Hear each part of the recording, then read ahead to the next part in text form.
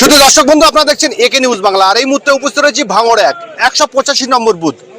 ISF এর কর্মী সমর্থকরা দাবি করছেন যে আমরা কোনোদিনও এই বুথে মিটিং মিছিল বা সভা করতে পারিনি। আজকে সেই বুথে বেশ কয়েকজন তৃণমূল ছেড়ে আইএসএফ এ যোগদান করেছেন। তার মধ্যে থেকে একজন রয়েছে ক্যানিং পূর্বর বিধায়ক বাহারুল ইসলাম, তার সঙ্গে কলেজে পড়াশোনা করেছে একসঙ্গে। সেই রকম ব্যক্তি কিন্তু এই 185 নম্বর বুথে তিনি তৃণমূল ছেড়ে আইএসএফ এ যোগদান করেছেন। তারা কেন তৃণমূলের মতো বড় দলকে ছেড়ে ছোট একটা দল নওশাদ সিদ্দিকীর দলে যোগদান করেছেন? রয়েছেন আইএসএফ এর পঞ্চায়েত সমিতির সদস্য ওইদুল মোল্লা এবং যারা যোগদান করেছেন তারা ঠিক কেন যোগদান করেছে তাদের কাছ থেকে শুনে নেব।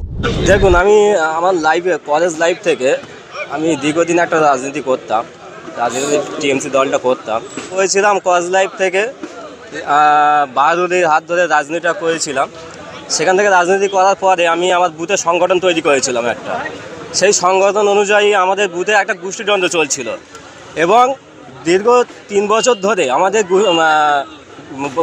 আমাদের যে 185 নম্বর বুথ আছে, এই বুথে আমাদের সাথে একটা গোষ্ঠীদ্বন্দ্ব চলছিল। ঠিক আছে, যে গোষ্ঠীদ্বন্দ্বের মধ্যে টিএমসির সাথে গোষ্ঠীদ্বন্দ্ব চলছিল। আর এই গোষ্ঠীদ্বন্দ্বের মধ্যে আমাদের হাতে কোনো কাজ আসতো না। যে কাজ না আসার কারণে আমরা দীর্ঘদিন যারা দায়িত্বশীল ব্যক্তিগুলো আছে তাদেরকে আমরা প্রস্তাব দিয়েছিলাম, কিন্তু ওরা আমাদেরকে আশ্বাস দিয়েছিল সামনে ইলেকশনের মধ্যে আমাদের একটা বুথের কমিটি করে দেওয়ার কথা বলেছিল।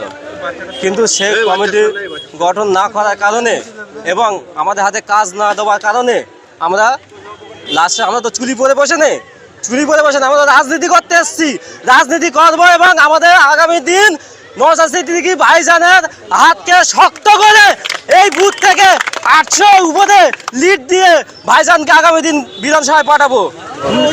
এই যে বুথটা যেটা আমরা শুনলাম, এই বুথটায় কোনোদিনও আইএসএফ কোনো সভা বা মিটিং করতে পারিনি, কারণ এই বুথে আমরা সবাই একতা ছিলাম। কিন্তু এই বুথে যা তোলা হয়েছে, যা টাকা লুট করা হয়েছে, আমাদের চেপে রাখার জন্য আমাদের যা পুরাতন কর্মীরা ছিল তাদেরকে বসিয়ে দিয়ে আমাদের চোখে ফাঁকি দিয়ে যে দুর্নীতি করছে, আমরা তার প্রতিবাদ জানিয়েছিলাম। সেই প্রতিবাদ আমাদেরকে না রাখার কারণে আমরা ভেবেছি আমরা ভাইজানের দলটা করে আমরা মানুষকে বুঝিয়ে দেবো এই বুথ থেকে কত টাকা লুট হচ্ছে, কি হচ্ছে। আগামী দিন আমরা এই বুথ মাধ্যমে ভোটের মাধ্যমে বুঝিয়ে দেবো। কি নাম? আমার নাম রনি মোল্লা, 185 নম্বর বুথ। নওশাদ সিদ্দিকীর দল আইএসএফ একটা পুকুরের তুলনা, সেই জায়গায় পশ্চিমবঙ্গের একটা সমুদ্রের তুলনা, সমুদ্রের সমান মানে তৃণমূল, সেই জায়গা থেকে আপনি আইএসএফ? আমরা টিএমসি করতাম। এইবারে এইসব ক্রিমিনাল এমন কাজ করে, যা টাকা পয়সা আসে সব ওরা নিজেরাই আত্মসাৎ করে। এইবারে আমরা সেই ওদের পরিস্থিতি আত্মসাৎ দেখে আমরা আস্তে আস্তে পা টেনে পিছিয়ে নিয়েছি, বলি এ দলে থাকা ঠিক হবে না গো। সেই জন্য আমরা এই নওশাদ সিদ্দিকীর হাত ধরে আমরা এই আইএসএফ এর এতে আমরা জয়েন করেছি।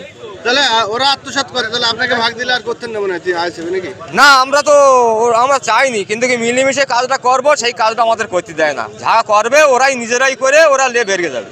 তো এতদিন পরে ভোটের মুখে আর কদিন বাদে ভোট, তৃণমূল ছেড়ে পুরনো দল ছেড়ে আইএসএফে যোগ দিলেন কেন? ওরা তো মানে যেটা মনে করবে সেইটে, ওদের পেছনে থাকতে হবে, ওরা আমাদের দিয়ে কাজ করাবে আর ওরা মজা লুটে খাবে। সেই জন্যই দেখলুন যে জিনিসটা ভালো না, ওই জন্য আমরা বাড়ি চলে এসেছি আইএসএফে। আমার নাম সাউদ্দিন মোল্লা। সিরাজুল বাবু, মমতা বন্দ্যোপাধ্যায়ের নীতি আদর্শ এবং মা মাটি মানুষ সততার প্রতীকের দল ছেড়ে নওশাদ সিদ্দিকী বিজেপির দালালের দলে কেন এলেন? মমতা ব্যানার্জির পশ্চিমবাংলায় যে সমস্ত কাজকাম করছে এটা ভালো না। কারণ 2008 সালে 2009 সালে পশ্চিমবাংলায় চালের দাম 275 টাকা 25 কিলোর বস্তা ছিল তার দাম।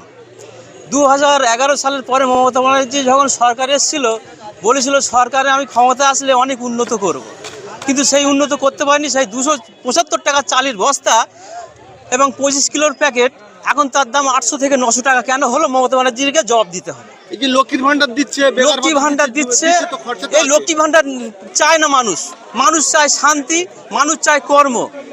বলেছিল পশ্চিমবাংলা শিল্প করব, পশ্চিমবাংলা শিল্প করেনি।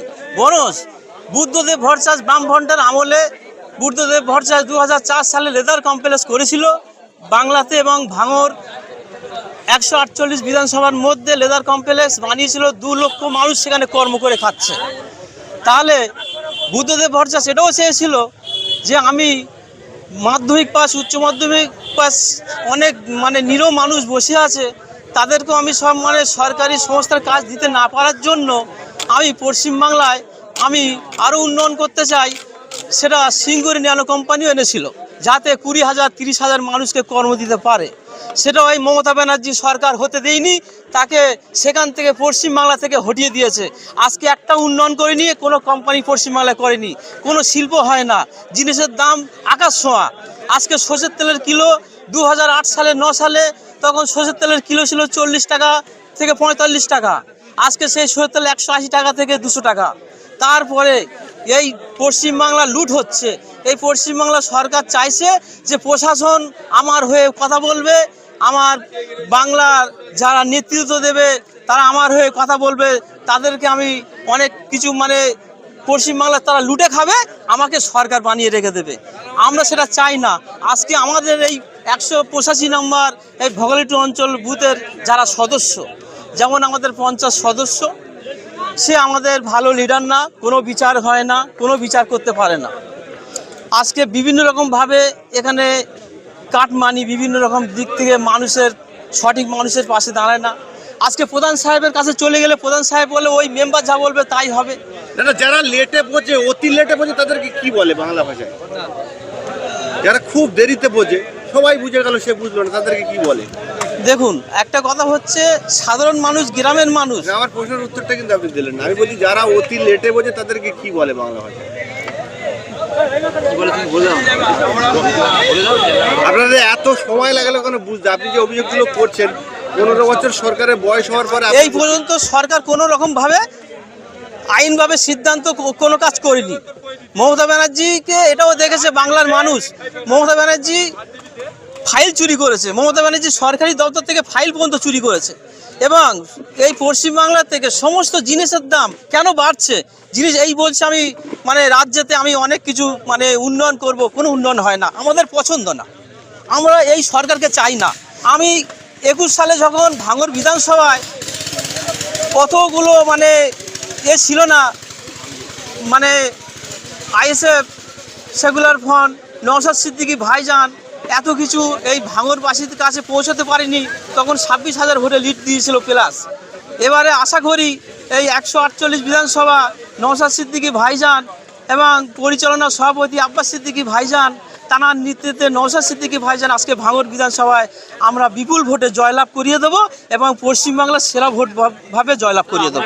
ভাঙড়ে দুই নেতা আছে, শওকত মোল্লা ভার্সেস নওশাদ সিদ্দিকী। শওকত মোল্লা আজকে ভাঙড়ে শওকত মোল্লা বেকার কথাবার্তা বলছে। কেন? শওকত মোল্লাকে ভাঙড়ের মানুষ পছন্দ করে না। শওকত মোল্লার কাজ হচ্ছে যে বিভিন্ন রকম মানুষের উপরে অত্যাচার, বিভিন্ন রকম মানুষ, ওর নেতারা যেটা বলবে সেটাই উনি করে বেড়াবে। এই মানুষের ওনার সেই ভালো ভাষা ওনার মুখে নেই। আর নওশাদ সিদ্দিকের মুখে সুন্দর ভাষা, একটা মিথ্যা কথা বলে না, সত্য কথা বলে।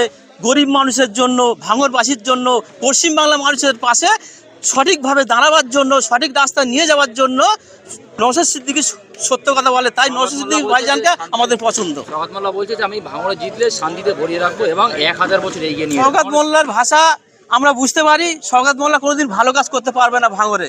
আমরা ভাঙড়বাসী, আমরা শওকত মোল্লাকে পছন্দ করি না। যে বুথটা 185 নম্বর বুথে আপনারা কোনো সময় সভা বা মিটিং মিছিল করতে পারছিলেন না, সেই জায়গায় আজকে ভোটের মুখে সেই জায়গায় সভা করলেন এবং সেই জায়গা থেকে বেশ কিছু মানুষ আপনাদের দলে জয়েন করলেন, কি বলবেন এই প্রশ্নে? দেখো, আমি প্রথমে সাধুবাদ জানাবো আমাদের এই কিছু ভাইদের। কেন বিগত দিন এখানে কিছু দুষ্কৃতীরা রাজ করছিল, সেই রাজ আজকে আমাদের পিতা নওশাদ সিদ্দিকী মশাই এসে আজকে ভেঙে দিয়েছে, ঠিক আছে। এবং এই বুথ থেকে আর বিগত 5 বছর ধরে আমরা একটা মিটিং মিছিল করতে পারিনি, কেন এখানে গুন্ডারাজ চলছিল। সেই গুন্ডারাজ আজ থেকে বন্ধ হয়ে যাবে। বলছে নওশাদ সিদ্দিকী বিজেপির দালাল, কে বিজেপির দালাল সেটা আগামী দিন তোমরা দেখতে পাবে এবং দেখো তো তার বাড়িতে গিয়ে কি করেছে। হ্যাঁ, বোঝা গেল। তবে ওই সব কথা বলবে না, হাতি ঘোড়া গেল দাল আর মশা বলে কত জাল।